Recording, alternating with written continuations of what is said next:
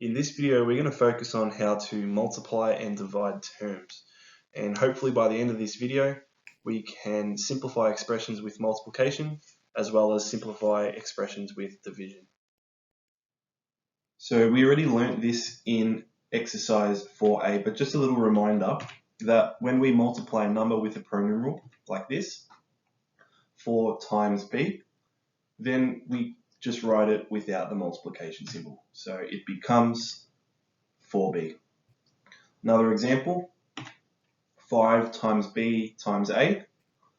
Now, most of you might just say 5ba, but it's really important that you also write the pronumerals in alphabetical order. So 5ab.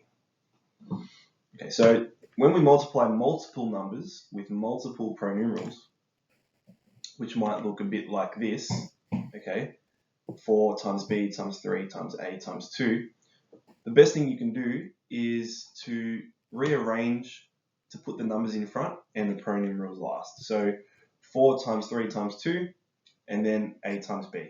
That makes it a whole heap easier for you to just work out what the numbers are when they're multiplied together. So 4 times 3 is 12, times 2 is 24, and then you just multiply the two pronumerals a, b, making sure you keep it in alphabetical order.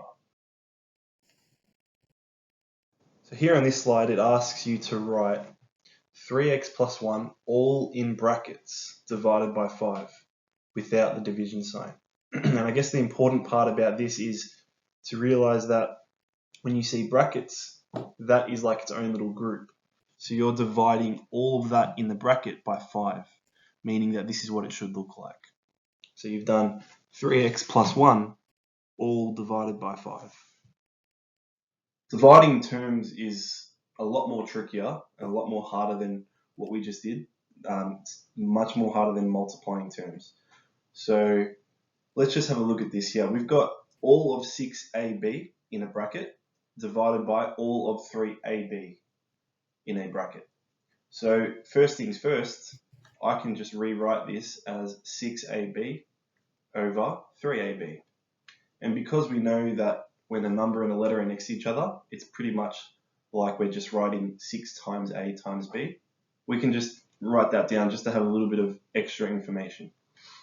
So the whole point now is to cancel out common factors. Now, when I say common factors, I think it's a lot easier if we look at what we have on top and what we have on bottom. So if you look here, we have an A here and an A here on top and bottom. So I'm going to cross them out because they both have a common factor of itself. So I can just cross them out, and I can do the exact same thing with B's because there's one on top and one on bottom. So now that just becomes 6 over 3. And this is where we take out the highest common factor. So 6 and 3 both have a common factor. The highest is 3. So I'm going to divide the top one by 3 and divide the bottom one by 3. This should give me an answer of 2 over 1, which means this whole big expression that we had at the top simplifies down to just equaling 2.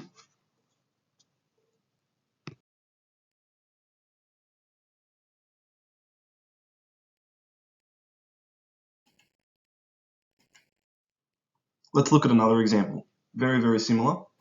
Okay, so I'm just going to straight away, I'm going to write 12ab over 3a, and then I'm going to put my multiplication symbols in just to make it a little bit easier to see what's going on. I know that I have an a on top and an a on the bottom, so straight away I'm going to cross them out. And that leaves me with 12 times b over 3. Now I can't do anything more to the pronumeral b because there's nothing on the bottom. So let's look now at the numbers. I have a 12 on top and a 3 at the bottom. Is there a way for me to cancel this out with a common factor? What fits into both of these numbers? Okay, so I know that 3 fits into 3 and 3 fits into 12. So I'm going to divide the 12 by 3 and I'm going to divide the 3 by 3. that should give me 4 times b over 1. And we know that anything over 1 we can just write as the top. So 4 times b, getting rid of the multiplication symbol, our final answer is 4b. So for the previous two examples, which was this one and the previous, just a little reminder to write the numerator and the denominator in full with multiplication signs, cancel out any common factors, and then remove the multiplication signs.